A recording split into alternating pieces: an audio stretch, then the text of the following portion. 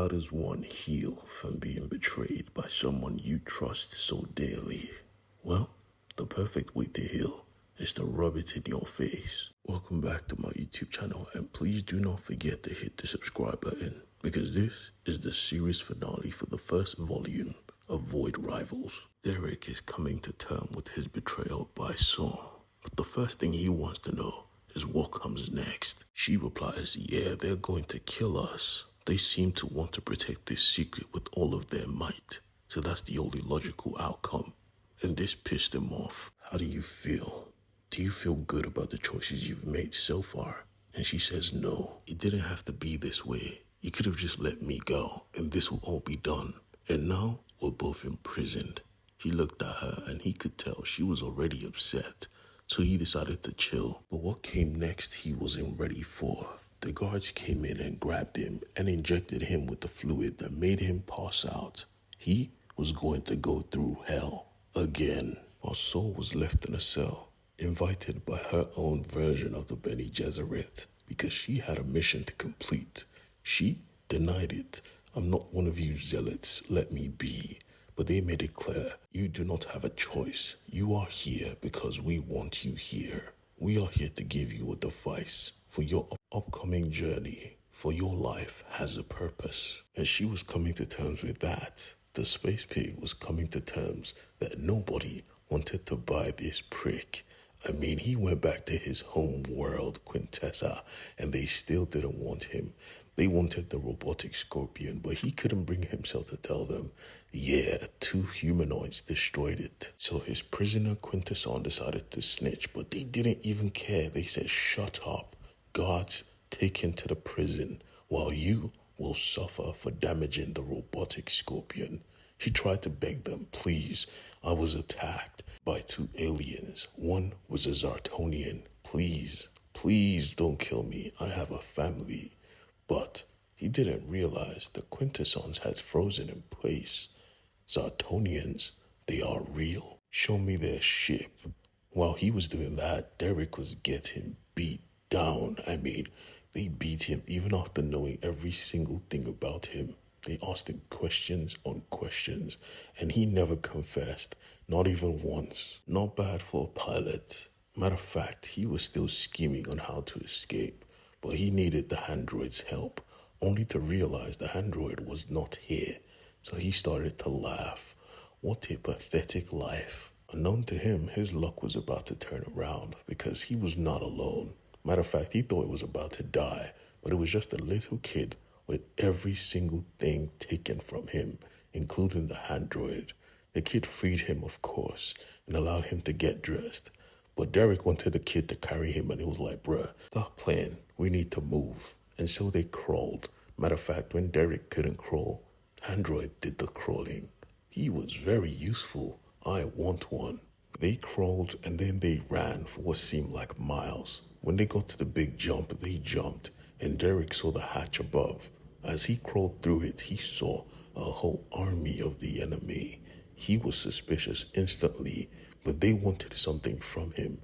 They wanted to be allies for the time being, because in every oppressive system, there was always some people or a group of people who sees that this is not right. This was the resistance, but Derek was not making a move without Saul. So they had to go get her back, and Saul was meditating on the device she just got. As soon as she heard footsteps, she packed it away, only to be greeted by a guard, and this guard she knew well. You, what are you doing here? Aren't you a stickler for the rules? The guard was not even trying to have a conversation. Put that on, and let's go. She asked multiple questions, but the guard said the exact same thing. Put that on, and let's go. And so they walked in silence, because nobody trusted her. Just like the Quintessons didn't trust the space pig, but when he gave them the ship, they were too astonished. They let him go. This was what they were searching for, commanding their guards to carry the ship to the lab for studying. They must know where it came from. Everyone was getting what they wanted except from Derek. Derek was expecting a thank you, but Saul doesn't roll that way. Everyone in this room knew she was untrustworthy. They tried to tell him, but he didn't care.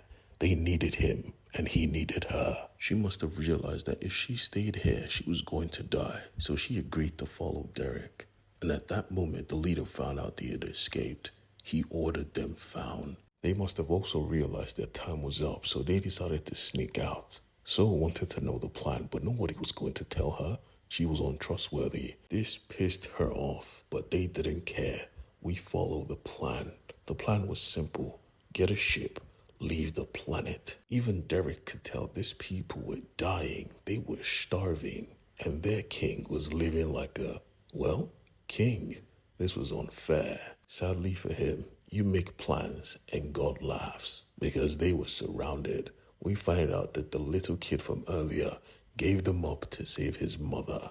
They even understood because he was just a child. What else would he have done? Saul, on the other hand, was not going down without a fight. With her spear, she took down every drone in the sky and commanded the spear to return as she struck one of the riders of the bikes. Now, they had transportation. Derek, on the other hand, could not ride a bike. Thankfully, the android could. So, they took off, with multiple drones hot on their tails, opening fire. Saul did the best she could with her spear and took down multiple drones, and they looked good doing it, deciding to ditch the bike because it was definitely being tracked. They hopped on a train, trying to get to the north, and she knew what was in the north. She advised against it, but Derek was really sure on this path. This is where we need to go. Realizing she had no choice, she decided to trust him and follow him. So they ran, and they ran into the dead zone because this place was a continental-sized maze, and nobody, absolutely nobody, who has entered this path has come out unscathed. They die there. This was a death sentence. So she trusted Derek enough to basically hand her life over to him. This was the start of their real adventure.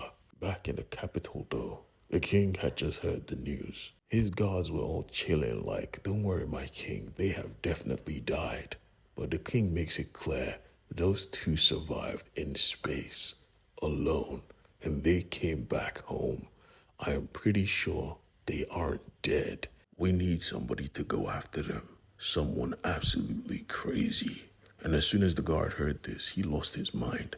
My king, no, we cannot do this. But the king slammed his fist into his chair.